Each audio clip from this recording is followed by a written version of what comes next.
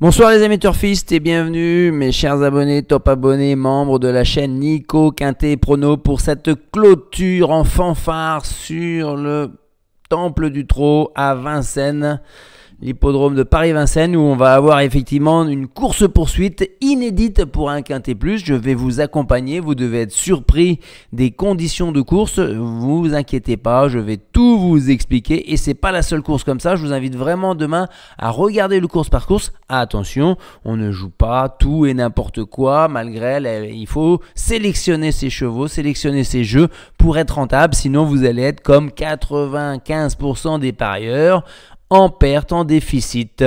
Voilà en tout cas ce que je pouvais vous dire en introduction. Maintenant on y va sur la chaîne Nico Quintet Prono, top abonné, c'est ici le bouton rejoindre, une nouvelle fenêtre de souscription apparaît et on y va, sinon c'est dans le lien.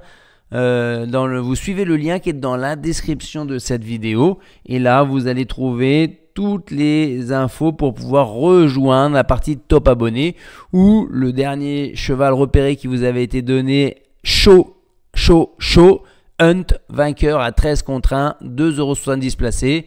Là vous avez de l'avance quand vous touchez un cheval comme ça.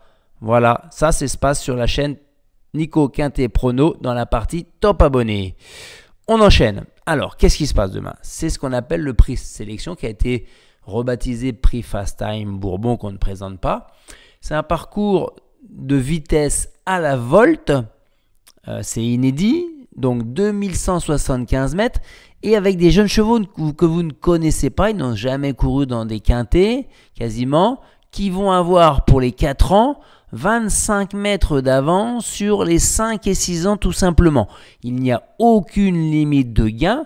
On pourrait très bien avoir, mais ils ne sont pas là malheureusement, les cracks de la génération DL, Lombogiel, Lovino Bello, Lisa Josselin, qui ont fait d'autres choix ou qui sont à out. Mais on a quand même de très très bons chevaux en devenir au premier échelon. En devenir. Hein. Et au deuxième échelon, donc nous avons à la fois des 5 ans et un seul 6 ans Jabal Pur qui a des limites inconnues à l'heure actuelle. On va voir ce que ça donne. Il n'y a que 14 partants, mais la course est quand même assez indécise. On peut dire que Knockerwood, lui le numéro 8, je vais le mettre dans mes fantômes. 5, dans les déceptions éventuelles, elle a tellement mal couru la dernière fois et elle est loin de sa meilleure forme. Quant aux 12, Crystal Josselin, regardez, distancé, 13e, 5e distancé, 12e, 9e, 7e, 9e. S'il est sage, une grosse surprise est envisageable, un peu comme le 6 ce soir à Vincennes, quoi. Hein. On y va? Vous avez tous les éléments. Départ en descendant, ça va partir vite, ça va courir vite dans la descente, pas de temps mort dans la plaine, ça va gérer la vitesse dans la montée pour ensuite faire les 500 derniers mètres très très vite. C'est une course qui va être très très très rythmée. On dit toujours que dans ces cas-là, c'est les attentistes qui vont se tailler la part du lion. Oui et non, parce qu'ils peuvent être loin dans la course. Maintenant, ça va dépendre aussi de leur faculté à rendre les distances très très vite et coller à ce peloton de 6. Étant donné qu'ils sont quand même que 6, il va y avoir un petit peu d'écart. Ils sont 8 derrière, c'est indécis. C'est vraiment indécis, c'est une course à suspense. Voilà, c'est vraiment le film à suspense. On va voir comment ça se passe. C'est super intéressant à regarder si vous ne l'avez jamais regardé. On y va. Le fantôme, on a dit le 8, Knock on Wood. On n'en parle plus. Le béton, on y va. C'est un béton coup de poker, hein, London. Hein. La jument à Mathieu Mottier, entraîneur, driver, parce qu'il est engagé également. Il a des parts certainement avec son père dans la femelle. Hein. Et il a également Keep Going. Hein. Bon, on en reparlera après. Elle aurait pu gagner son groupe 1 devant les meilleurs L.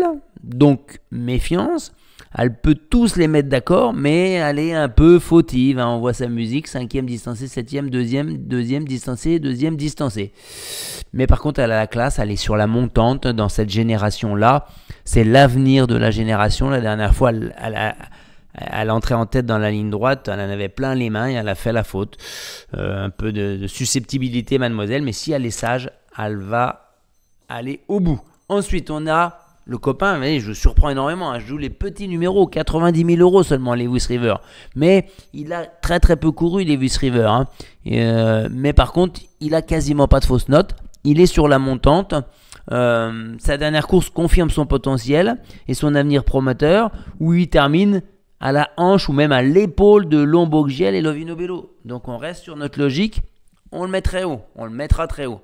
Le coquin du Quintet à Bellecote, j'ai tenté Calsfella en outsider. Il avait bien enchaîné tout 2024 en progressant nettement, en venant se frotter avec les meilleurs cas. Puis il y a eu une contrariété dans le Critérium Continental en décembre où il est revenu un peu blessé. Et derrière, c'est devenu plus dur. Maintenant, il revient bien selon son entourage. Attention, c'est l'un des meilleurs cas. Ça pourrait surprendre. La déception Lotta Bourbon. Voilà, vu ce que j'ai vu la dernière fois, j'ai quasiment envie de la mettre dans les fantômes presque. Hein. Je ne mettrai pas un centime sur elle, même en quintet plus. Ensuite, on démarre la sélection. Alors, c'est parti. En tête, London. Coup de poker spéculatif, béton. Bon, voilà. Aujourd'hui, je vous disais, mon béton, c'était le 14, Kachikwi, qui fait 4e. Il a manqué pour finir. Mais je vous avais dit, attention, pareil, je mets pas ma paye dessus. Bon, voilà, il finit 4e, il sauve les meubles des joueurs de quintet, mais voilà. Ensuite, on y va quand même avec le 11, Jabal Pur. Hein. Et quelles sont ses limites? Sur ce parcours qu'il adore, ça va être un avantage pour lui. Il est dur comme du bois, il a besoin de personne. Gabriel Jormini va le mener en grande confiance. C'est un cheval qui va être capable de démarrer assez vite en plus. Il pourrait effacer assez rapidement son handicap et au moindre temps mort, il va venir sur la ligne des premiers. Attention à lui, sérieux prétendant à la victoire, je pense. Le 1, Lewis River, on en a parlé. Garato, drive de David Thomas. On y va, il ne va pas falloir qu'il fasse trop de mètres au vent par contre. Il faudra qu'il soit caché. Hein. Ensuite, on y va avec le deuxième échelon, avec Ksar. Pourquoi Ksar? Il a fait une bonne course dans le Critérium Continental. Il est 4e, mais sans pouvoir suivre... non, pas dans le Critérium Continental. Je me trompe, je vais aller chercher l'info pour ne pas me tromper. Ksar, il était 4e dans le prix Ovid Moulinet. Il finissait... très très bien, il a bien prolongé sur l'effort sans pouvoir suivre Cocotte. Si on met Cocotte ici, c'est une première chance. Hein. Et auparavant, on l'avait vu aussi 4e dans le Critérium Continental où il venait finir en trombe également. Et Varin, qui est toujours assez optimiste quand même, trouve que son cheval est même niveau, même mieux qu'à cette époque-là.